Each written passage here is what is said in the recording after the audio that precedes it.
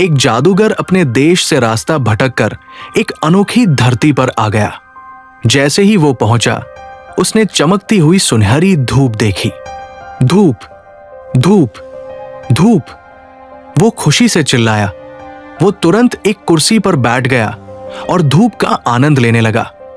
कुछ देर बाद उसने सोचा, क्यों न इस दुनिया के प्राणियों को देखा जाए। वो घूमने निकल पड़ा। जादू घूमते घूमते यहां पहुंचा। तभी उसने देखा कि एक आदमी और एक महिला किसी काम में व्यस्त थे। जादूगर हैरान रह गया। ये क्या कर रहे हैं और इससे इन्हें क्या मिलेगा?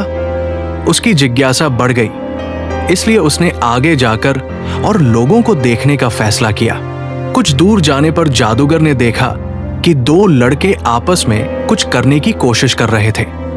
जादूगर मन ही मन बोला, अब ये दोनों क्या कर रहे हैं? उसकी उत्सुकता इतनी बढ़ गई कि उसने अपना रूप बदलकर एक साधारण यात्री का रूप धारण कर लिया। वो दोनों के पास पहुंचा और पूछा, तुम दोनों क्या कर रहे थे? दोनों लड़के मुस्कुराए। हम तो बस एक दूसरे को किस करने की कोशिश कर रहे थे। यह सुनकर जादूगर एकदम चुप हो गया। उस रात जादूगर बहुत देर तक सोचता रहा। उसने सोचा, मैं भी ऐसा करके देखता हूं। पूरी रात उसके मन में अजीब अजीब विचार चलते रहे। धीरे धीरे उसकी सोच और अंधेरी होती गई। अगली सुबह वो ये सोचकर शहर में निकल पड़ा कि आज वो अपनी खतरनाक इच्छा पूरी करेगा। वो सड़क पर चलते हुए हर तरफ देखने लगा। तभी उसने देखा एक लड़की आगे खेल रही है। जादूगर ने अपने जादू से एक गन ले लिया और लड़की की तरफ बढ़ने लगा। धीरे धीरे वो लड़की के पास पहुंचा। लड़की को कुछ समझ नहीं आ रहा था। जादूगर ने अपनी शक्तियों का गलत इस्तेमाल किया और उसे अपने साथ ले गया। उस दिन उसने एक बहुत भयानक अपराध किया। इसके बाद उसने लड़की को मार दिया। उस रात के बाद जादूगर को लगा कि उसने अपनी इच्छा पूरी कर ली है। लेकिन जैसे ही वो घर लौटा, कुछ अजीब होने लगा। कमरे की दीवारों पर परछाइयां हिलने लगी। हवा अचानक ठंडी हो गई। उसे बार बार वही लड़की दिखाई देने लगी, कभी आईने में, कभी खिड़की के बाहर।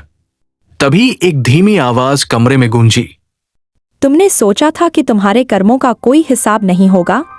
जादूगर घबरा गया। उसने अपने सारे मंत्र पढ़े, लेकिन कोई जादू काम नहीं आया। अचानक कमरे के बीचों बीच एक तेज प्रकाश फैला। उस रोशनी से एक प्राचीन आत्मा प्रकट हुई। वो न्याय की रक्षक थी। आत्मा बोली, तुमने अपनी शक्ति का इस्तेमाल रक्षा के लिए नहीं, विनाश के लिए किया। तुमने सोचा था कि तुम्हारे कर्मों का कोई हिसाब नहीं होगा। जादूगर भागने लगा, लेकिन उसके कदम जम गए। वो हिल भी नहीं पा रहा था। उसके सामने उसके सारे बुरे कर्म जीवित चित्रों की तरह घूमने लगे। अब पहली बार उसे डर नहीं, पछतावा महसूस हुआ। कांपती आवाज में उसने पूछा, क्या मुझे एक मौका मिल सकता है? कुछ पल तक कमरे में सन्नाटा छाया रहा। फिर आत्मा बोली, मौका हर किसी को मिलता है, लेकिन पहले तुम्हें अपने अपराध स्वीकार करने होंगे। जादूगर की आंखों में डर साफ दिखाई दे रहा था। अब फैसला उसी के हाथ में था। क्या वो अपने अपराध स्वीकार करेगा या उसका अंत यही लिखा जा चुका है?